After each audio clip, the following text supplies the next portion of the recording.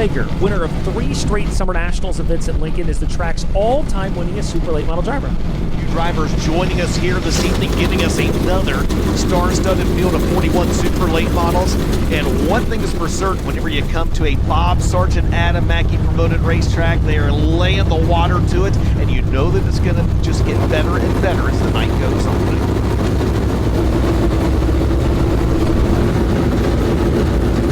Anytime you get these guys cooped up for 3 days in a row with each other, you know, they may not play nice. I know we still got 2 more with the Lucas Oil Late Model Third Series, Farmer City and Fairbury, but it's kind of a tighter track. They've been together for a while, so I think the action is going to pick up here on a Thursday night.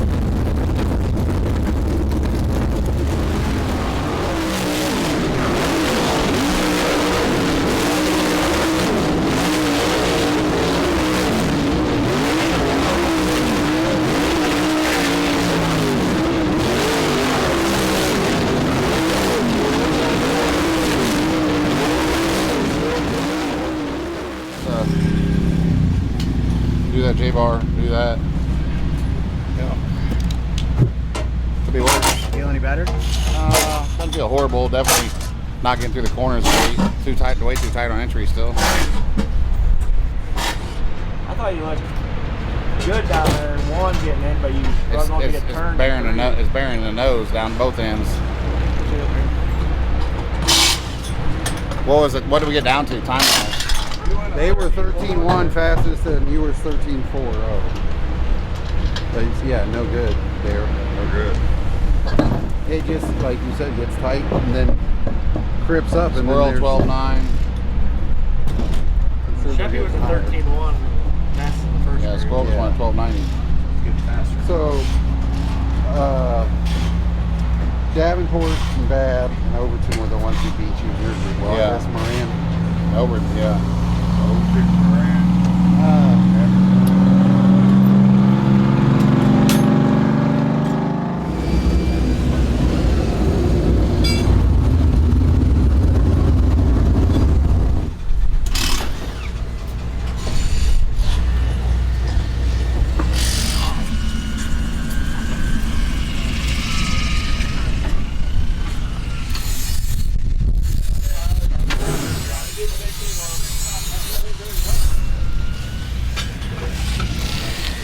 Last one should be okay.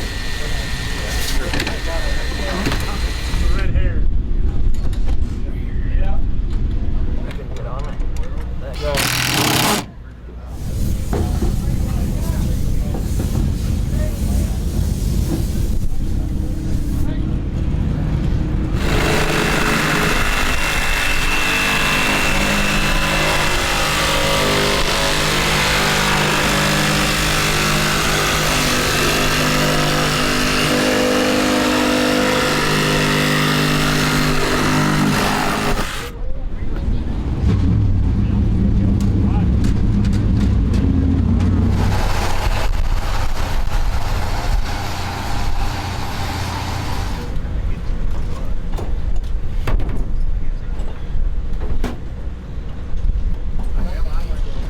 FLORacing Night in America presented by Kubota, round 3 of 2025.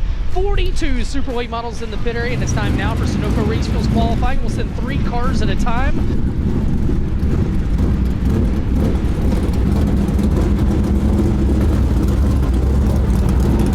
They're just slamming the top, you know, it keeps getting higher and higher on entry.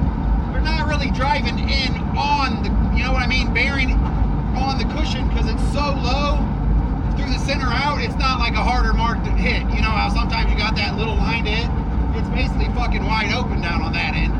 However you want to enter, you know what I mean? So, and then down here, the cushion's slowly getting pushed up. They were really laying slow, driving up to the cushion and riding it out. The only thing that could change is if that cushion keep pushing up on entry, you might be able to diamond down some instead of running the circle out. But right now, it's just on the top. And it actually keeps moving up, building harder and harder. There's like a chunk flipping over in 1 and 2 right now. They're kind of hooking their left front, left rear just barely above it. I'm sure it might clean up even more by the time you get up there. It's just getting wider. The 25 car, Jason Fager, the Titan Industries, SCR Wine Cells, Northeastern Fabrication, Outpace Racing Products, Prince Powered Longhorn, 2 wins this year for that driver, car 25.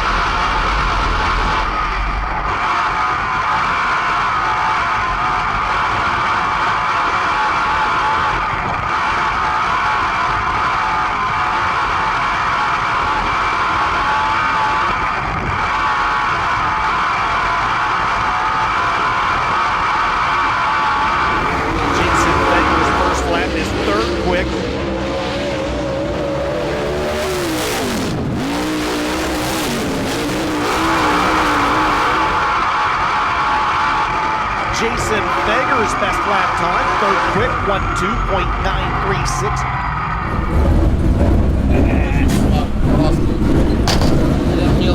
It don't feel that good, but it goes around the racetrack pretty decent. That brake helps. Probably laying the spoiler back a little bit too. A little bit of everything. I like the brake work. Yeah. Up. There was a brand new box. I know, it just don't feel aggressive at all. Well, do you want to put them in your right side too? Or? You don't really want to use. I've never had much luck with these over there. Okay. Well, that's the best qualifying effort we've had this week. Ended up third in our half. I mean, still didn't feel great, but man, just nasty cushion up there, and just jumped it good. You know, the very first warm-up lap, and then just try to keep it straight and smooth and be in it as much as possible. But it definitely is pretty treacherous up there. But that's that's typically how I like them, is when they're real black underneath there and real technical, and not everybody can just go up there and run them. So worked out good. Ended up third. So just a tough heat race, but just need to try to win this heat race. So this place can be really hard to pass on. So just need to definitely want to win, if not run second. So for sure, but off to a better start than we have been. So we'll see what happens.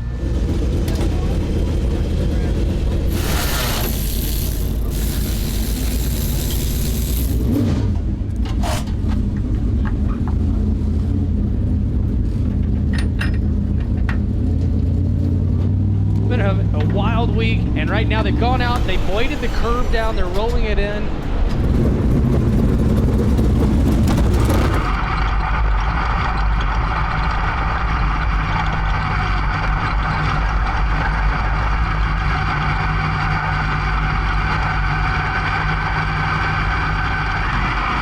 This is Muzzy Racing Products Heat 3. We go green on everything. Off into turns 1 and 2. The winner of this one starts outside front row, and Devin Moran jumps to the lead. And once again, 10 laps the distance, top 4 transfer. They thought about 3 wide for the second spot there near the end of the back straightaway and thought better of it. Moran out in front.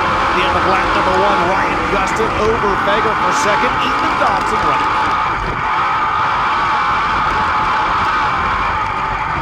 See Ethan Dodson to the inside of Jason Fager. Battle for third. Fager holds the spot up top.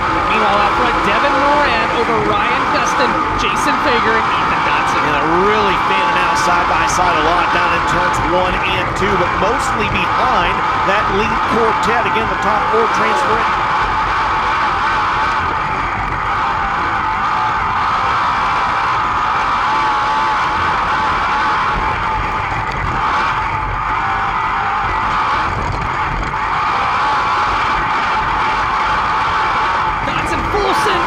Fager turns back down the hill.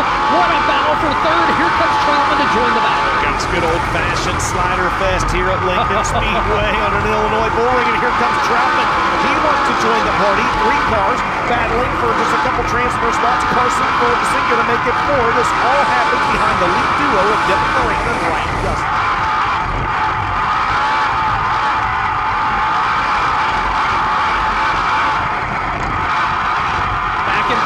Ethan Dodson has driven away from Jason Fager. Now Fager's got to keep a couple of youngsters behind him. Fager has the final transfer, but Troutman's right there, and he's bringing Ferguson to the party. And here comes Drake Troutman on the inside. Here comes Chris Ferguson on the inside, and here comes Jake Little on the outside. 4 cars battling for the final transfer spot. Meanwhile, on the left side of your screen, Moran comes around. Troutman around. I'm not sure what happened, but the 22 goes around, and that will draw a Midwest sheet metal caution with 8 laps complete.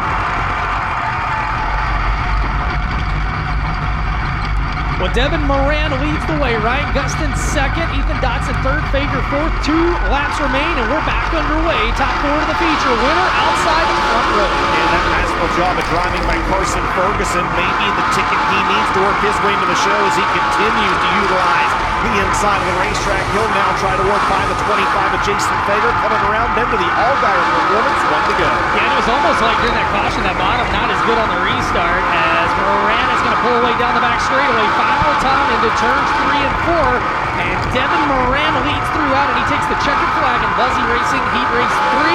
Coming home in second, Ryan Gustin. Third will go to Ethan Dotson. Jason Fager, your 4th and final transfer.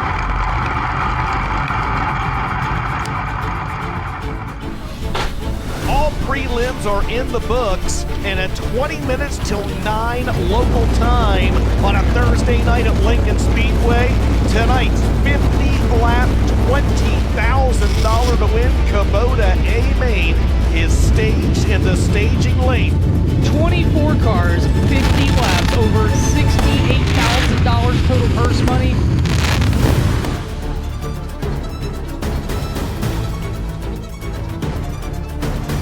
Well done tonight, Adam Mackey and Bob Sargent. You got Lincoln Speedway looking really good early in this one.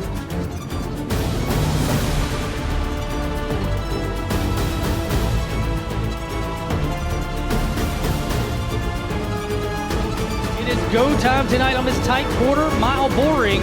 You just never know where guys are going to go on either end of the racetrack. The lap traffic is about to get incredibly heavy in front of your race leaders.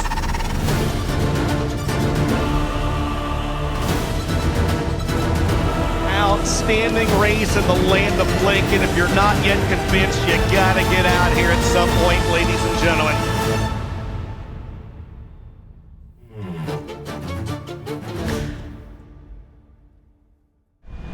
Oh, Lincoln recap. Just, I don't know. Cushion was treacherous. Still got work to do. Can't figure it out. Felt okay. We moved up through there pretty good for a little while. I passed cars. I hit the cushion myself, then passed him back, and then I felt like something broke in the left rear. I don't know if the drop limiter chain kind of got bound up or something for a minute, but I felt like I felt a big pop and like something goofy in the left rear happened. So I was going to pull off, and I just, I figured like a 4-bar broke, and sometimes that happens. The whole rear end can pretty much come out of it and tear up a whole bunch of shit. So I kind of was like real easy on the gas and lost a few spots, and then I kind of was just being real gentle, and then it kind of started feeling okay. So sucks. I think I lost 3 or 4 spots just kind of feeling that out. But no sense in, if something was broke, tearing up a whole bunch of shit stuff for being that far back. So just being cautious there. But otherwise, we probably would have. I don't think I would have got passed by near as many cars there towards the back. But just a lot of good cars, and just need a few little things, but I think we're making games and just unfortunately not big enough, quick enough. On to Farmer City tomorrow, so usually one of our better tracks, so let's hope we can get things turned around.